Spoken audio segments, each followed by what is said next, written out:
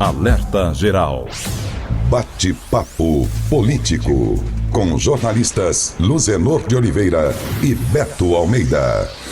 São 7h18. Estamos na última semana da campanha eleitoral da disputa pelas vagas de vereadores, câmaras municipais e também pelas prefeituras dos 5.568 municípios brasileiros.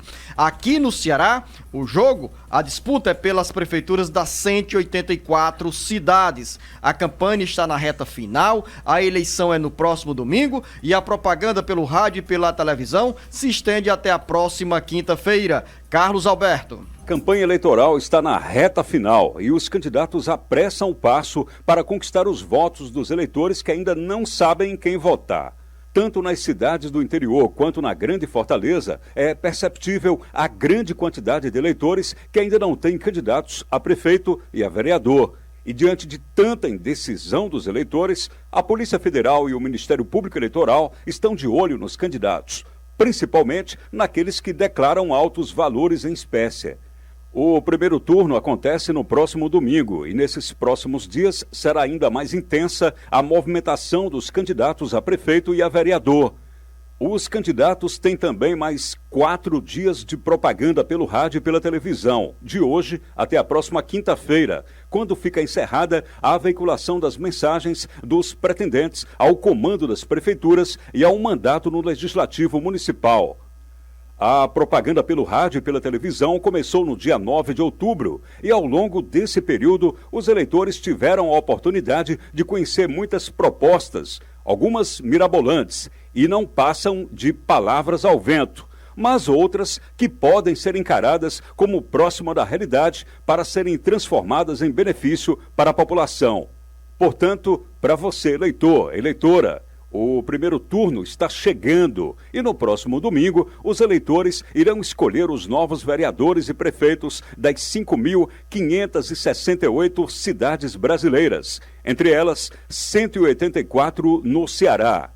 Com informações dos bastidores da campanha eleitoral, para o jornal Alerta Geral, Carlos Alberto. São 7h20. Jornalista Beto Almeida, muitas promessas, como disse o Carlos Alberto, são palavras ao vento. Outras são feitas com base em documentos e estudos e os candidatos acabam apresentando propostas que são viáveis do ponto de vista da aplicação, seja transformadas em projeto de lei quando esses candidatos chegarem ao parlamento ou sejam executadas pelo próximo prefeito, a próxima prefeita dos municípios cearenses, dos municípios brasileiros. Mas o certo, Beto Almeida, é que temos uma semana pela frente, poucos dias, segunda, terça, quarta, quinta, sexta, sábado já com mais restrições para a movimentação dos candidatos e para alguns o semblante de desespero, para outros o entusiasmo com as pesquisas que chegam ou com as adesões de última hora. Nessa reta final da campanha, jornalista Beto Almeida, muita gente ainda vai ter que colocar o pé no acelerador, conversar e buscar o voto dos eleitores que não tem neste momento nem um candidato. Esses se enquadram no perfil de indecisos e são muitos, Beto. Beto Almeida, análise política com credibilidade e isenção. Luciano, é uma campanha colocando nesta, como você bem disse, é a última semana, a semana na realidade, que antecede o pleito do próximo domingo, que coloca exatamente, Luciano, os candidatos ainda naquele clima maior de ansiedade para enfrentar as urnas. E aí você disse bem, olha só, esse final de semana mesmo aqui em Fortaleza, poucos foram os candidatos que foram às ruas, levando em conta apenas o seguinte, que a capital hoje está mais do que todas as cidades sob restrição completa, Luciano, das atividades de campanha, dos atos públicos. E aí fica difícil, de fato, você realizar qualquer atividade que você tenha o controle, por exemplo, sobre o número de 100 pessoas, que você não pode ultrapassar isso, mantendo máscara, distanciamento social. Mas isso, claro, não é impedimento, ainda assim, para que os candidatos corram atrás. Luciano, o que chama a atenção para mim, eu tenho visto isso não apenas aqui, mas, por exemplo, em municípios do interior, é ainda o índice de indecisão dos eleitores, Luciano. É alto. Primeiro, dá a impressão de que esses eleitores ainda não estão totalmente envolvidos ou dentro de uma campanha que, mesmo curta, mas foi intensa, diferente, é verdade. É uma campanha que fugiu ao tradicional, fugiu ao comum, mas ainda assim muita gente indecisa. E mais ainda, dizendo, por incrível que pareça, tem pessoas confusas que ainda não sabem, por exemplo, que a campanha deste ano é apenas municipal. Estamos disputando aqui apenas prefeituras, vice e também as casas legislativas, ou seja, as câmaras de vereadores. Tem gente achando que pode votar para deputado? Não é. Então, assim, não é falta de informação. Informação existe em excesso. Eu acho que existe, na realidade, ainda um grande desapontamento e um grande desinteresse do eleitor com essa questão. Tudo isso também se responde pela expressão indiferença. Indiferença dos eleitores que estão cansados, ou pelo modelo político que nós temos hoje, ou pelas frustrações do passado mais recente, ou pelas angústias e também desapontamentos e desencantos que os eleitores tiveram nos municípios. Mas tudo isso não é suficiente para você, eleitor, ficar de braços cruzados e ignorar o que vem pela frente. Não, é importante ir, mesmo com todas as restrições, ao mesmo tempo que o TSE desenvolve campanhas para atrair e dizer aos eleitores que é seguro votar. Então é importante para você, eleitor, eleitora, se deslocar no próximo domingo a um local de votação e escolher o seu vereador, a sua vereadora, o seu prefeito, a sua prefeita. São 7h24. Tem mais sobre o calendário das eleições municipais. O Carlos Silva traz a informação sobre as restrições para prisão de eleitores a partir dessa terça-feira. As regras instituídas pelo Tribunal Superior Eleitoral, TSE, para garantir mais segurança a quem vai votar no próximo domingo, estabelecem que quem, a partir do último dia 3, foi diagnosticado com a Covid-19, se atenha de votar. Ou seja, os eleitores e mesários que forem diagnosticados com o novo coronavírus nesse período, que antecede ao primeiro turno da eleição, não devem comparecer à votação. O TSE começou a divulgar mensagens com dicas para eleitores e mesários se protegerem no dia da votação. Entre as medidas reiteradas estão a orientação para que cada pessoa leve sua própria caneta à sessão, use a máscara desde o momento em que sair de casa e higienize as mãos antes e depois de digitar os números de seus candidatos na urna. Aos candidatos, o apelo é para que no dia da votação, se possível, eles se dirijam sozinhos à sessão e mantenham a pelo menos 1 metro de distância dos eleitores. Além dos cuidados pessoais, a Justiça Eleitoral deverá fornecer álcool em gel para as sessões eleitorais em quantidade que permita que cada eleitor higienize as mãos antes e depois de votar e fiscalizar a obrigatoriedade do uso de máscaras nas sessões eleitorais e nos locais de votação. Com informações dos bastidores políticos, para o jornal Alerta Geral, Carlos Silva. O Carlos Silva, jornalista Beto Almeida, se antecipou com essas informações que são importantes também para os ouvintes e internautas em relação às medidas sanitárias anunciadas pelo Tribunal Superior Eleitoral para dar mais tranquilidade aos eleitores, às eleitoras que irão aos locais de votação no próximo domingo. Como eu falava, nesse cenário de indefinição, de insegurança dos próprios eleitores que temem ser contaminados, infectados pela Covid-19, o TSE mantém nesta semana campanhas mais amplas para levar as informações aos ouvintes, aos internautas, aos eleitores em todo o Brasil sobre essas ações que estão sendo implementadas para o eleitor, a eleitora se sentir segura, seguro na fila de votação. Ou menos inseguro, vamos dizer assim, né? Mas lógico que são informações úteis, necessárias e eu diria mais, Luzenor, obrigatórias por parte da Justiça Eleitoral, que insistiu em fazer o pleito este ano. Eu ainda sou daqueles que acham que esta eleição poderia ter sido empurrada para mais adiante. Não me venha dizer, Luzenor, que o fato de ter tirado as eleições de outubro para novembro mudou o quadro de risco de quem pode ou não contrair a Covid. A Covid continua a mesma situação.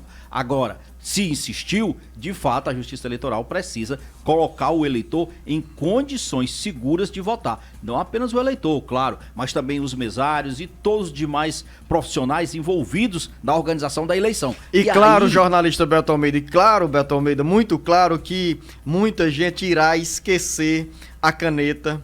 Alguns até sairão de casa sem a máscara, mas é importante que você que quer votar no sábado à noite já, olha, vou separar o meu kit aqui, uma caneta, o álcool em gel e também a máscara.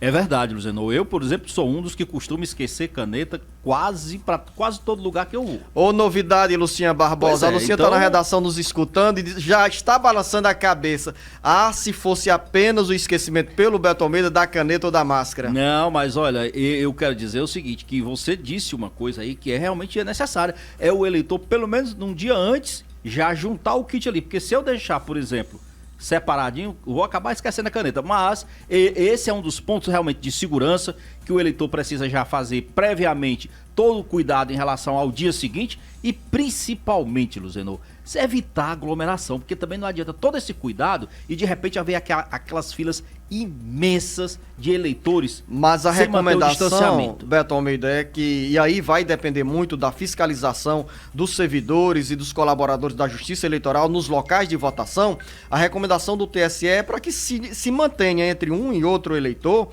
entre uma e outra eleitora, o distanciamento mínimo para que nós não tenhamos risco de contaminação, de infecção pelo coronavírus. Que assim seja. Agora, Luzenor, eu não sei se você ainda vai chamar, ainda o Marquinhos vai ler alguma coisa, sobre a questão do calendário eleitoral em si. São 7h30 e daqui a pouco a gente volta para continuar falando sobre o calendário das eleições municipais, o primeiro turno no próximo domingo e também essa informação do Carlos Silva que a partir dessa terça-feira nenhum eleitor poderá ser preso, mas tem ressalva. Daqui a pouco a gente conta. O Ceará inteiro ligado através da informação. Alerta Geral. Alerta Geral.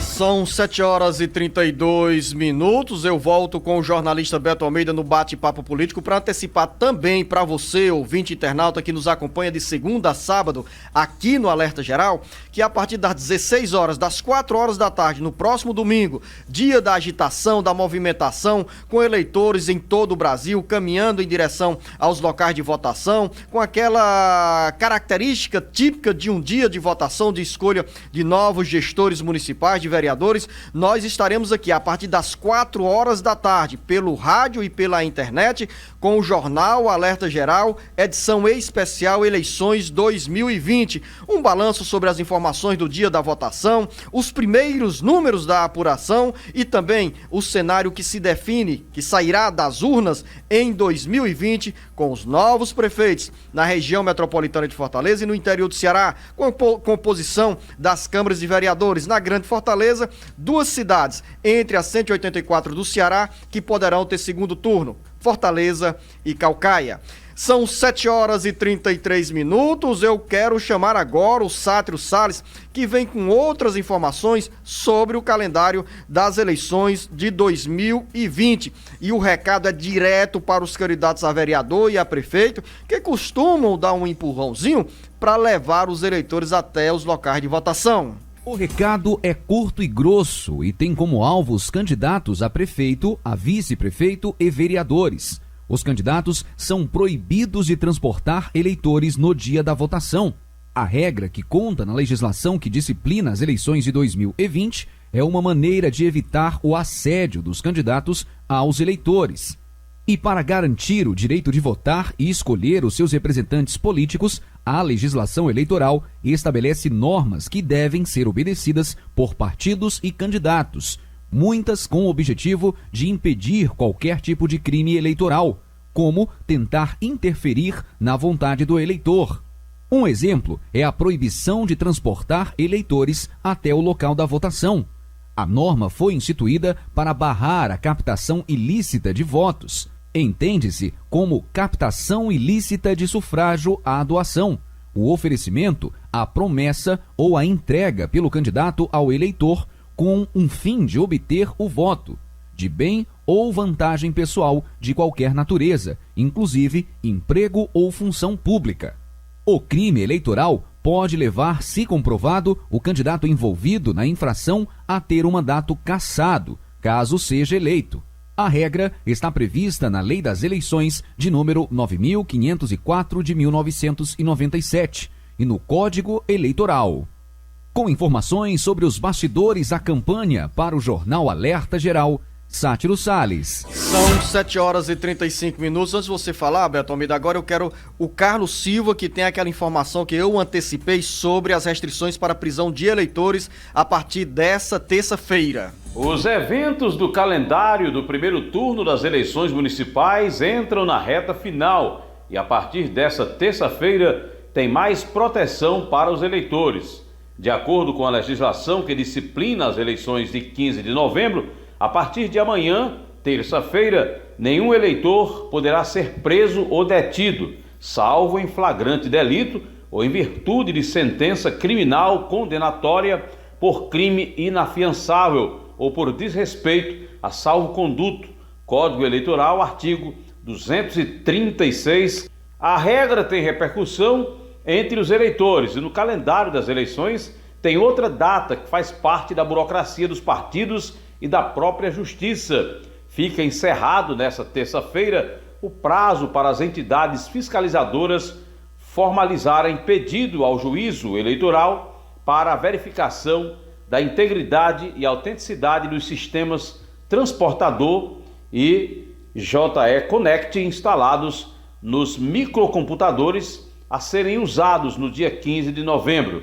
O Tribunal Superior Eleitoral, TSE, decidiu intensificar nesta semana campanhas para estimularem os eleitores a votar e, ao mesmo tempo, cumprir com plena liberdade o direito de escolher os novos prefeitos e vereadores. Com informações dos bastidores da campanha eleitoral, para o Jornal Alerta Geral, Carlos Silva. São 7 horas e 37 minutos. Agora sim, o jornalista Beto Almeida, que quer falar também ou ainda mais sobre o calendário das eleições. Beto Almeida, segunda, terça, quarta, quinta-feira. Na quinta, acaba a propaganda pelo rádio e pela televisão, pelo menos no primeiro turno. No segundo turno é outra história. Mas outros eventos estão em andamento. Olha, vamos começar aqui então pela questão das restrições em relação à prisão ou não de candidatos, de eleitores. Lembrando que os candidatos, na realidade, eles já estão com essa imunidade contra prisões, salvo em flagrante, né? Desde o dia 31 de outubro. É bom que se diga, porque os candidatos, eles começam a ter essa imunidade já estabelecida pelo Código Eleitoral há 15 dias antes do pleito, e isso valendo, inclusive, para 48 horas depois. Não podem ser presos, né? A não ser em prisão em flagrante e tal. Mesmo caso o eleitor. Só que o eleitor, na realidade, ele não pode ser preso 5 dias antes do pleito, que começa a contar a partir de amanhã, valendo também para 48 horas depois do pleito. Claro, e aí, Luciano, quando a gente fala em salvo prisão em flagrante, eu não estou tratando aqui, nem o Código Eleitoral, daqueles crimes relativos à eleição. Compra de votos, a tentativa de intimidação do eleitor, isso vale também para os crimes comuns que ele cometer. Então, tem que evitar a prisão em flagrante. É isso que diz a lei. E você pergunta o seguinte: na reta final, campanha terminando, como você disse, na quinta-feira, pelo menos a campanha, que eu digo, a propaganda eleitoral gratuita no rádio e televisão, mas naturalmente que a partir daí até ao dia do pleito, continua valendo, logicamente, o corpo a corpo, o candidato procurando atuar junto ao eleitor, fazer aquelas reuniões pequenas, micro-reuniões, porque está proibida a aglomeração, embora muitos ainda estejam insistindo nisso um pouco, mas tem que ser agora aquela fase de chegar junto ao eleitor. É o momento final, Luciano, de ter o convencimento do eleitor, e isso, eu vou lhe dizer uma coisa, mais do que para os candidatos a prefeito e vice-prefeito, Luciano, quem está neste sufoco e nessa ansiedade são os candidatos a vereadores. Não tem sido fácil. Olha, candidato a vereador, pegando, por exemplo, aqui mesmo Fortaleza, Luciano, na Câmara Municipal, Hoje, os atuais vereadores vivem um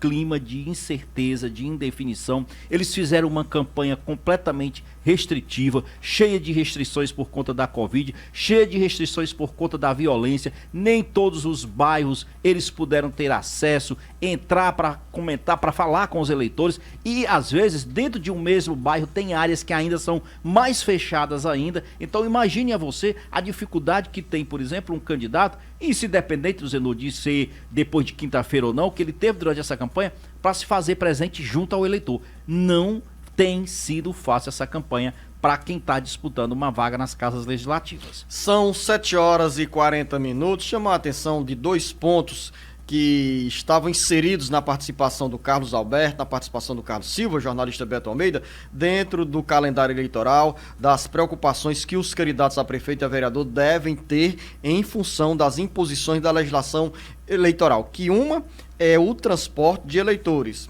E o segundo ponto, a vigilância dos órgãos de fiscalização, do Ministério Público Eleitoral e especialmente da Polícia Federal sobre os abusos, as infrações cometidas, especialmente do ponto de vista da compra de voto, do assédio dos eleitores, do transporte dos eleitores. Pois é, você disse uma coisa que é importante lembrar: o transporte de eleitores não é permitido.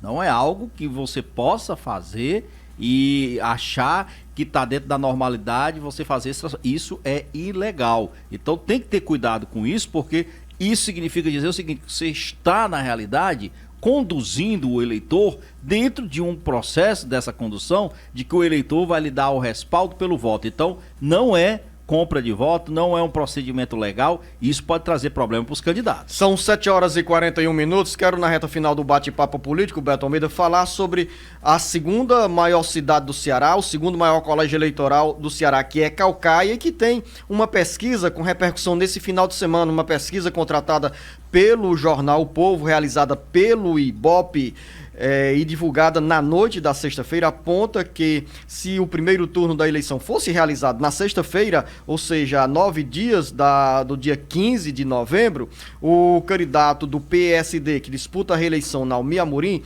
seria eleito ficaria em primeiro lugar com 47% dos votos válidos.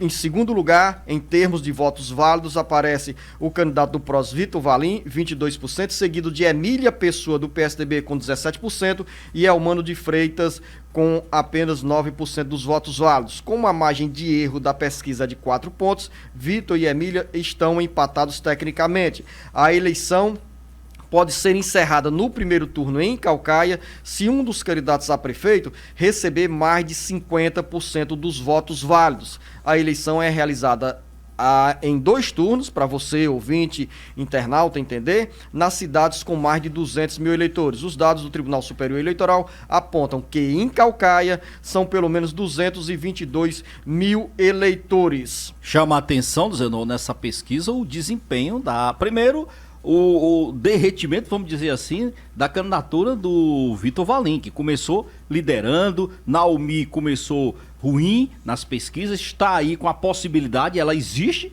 dele inclusive de matar essa questão logo no primeiro turno, quer dizer, fechar essa eleição no primeiro turno, mas surpreende o desempenho da candidata do PSDB, a Emília Pessoa, que está fazendo aí uma campanha sem muitos recursos, mas, pelo jeito, dando resultado. E uma coisa que me chamou a atenção nessa pesquisa do Ibope, lá para Caucaia, foi o índice de rejeição. Como, por exemplo, os principais líderes na pesquisa têm um índice de rejeição alto. Vitor Valim tem um índice de rejeição de 36%.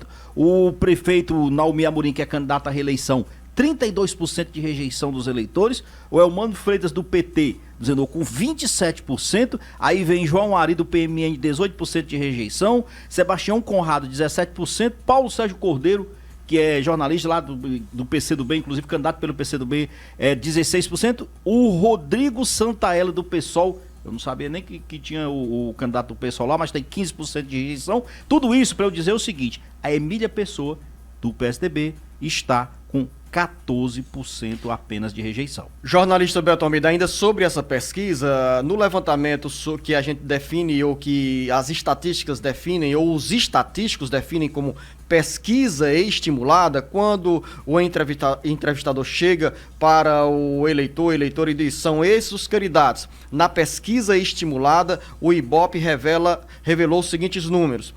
Naomi Amorim, 41%, Vitor Valim, 19%, Emília Pessoa, 15%, Elmano de Freitas, 8%, Sebastião Conrado, 2%, João Ari, 1%, Paulo Sérgio Cordeiro, 1%, Rodrigo Santaella, 1%, de acordo com o Ibope, 6% dos eleitores anulariam o voto ou votariam em branco e 5% não souberam ou não quiseram responder. Em resumo, Beto Almeida, a disputa pela Prefeitura de Caucaia tem um cenário que pode ter uma definição no primeiro turno, mas, ao mesmo tempo, se for ao segundo turno, Naomi Amorim aparece em primeiro lugar e a segunda vaga sendo disputada voto a voto por Vitor Valim e Emília Pessoa. A pesquisa do Ibope sobre as intenções de votos para a Prefeitura de Caucaia foi contratada pelo jornal O Povo, foi realizada entre os dias 2 e 4 de novembro com 504 eleitores, tem uma margem de erro de 4 pontos para mais ou para menos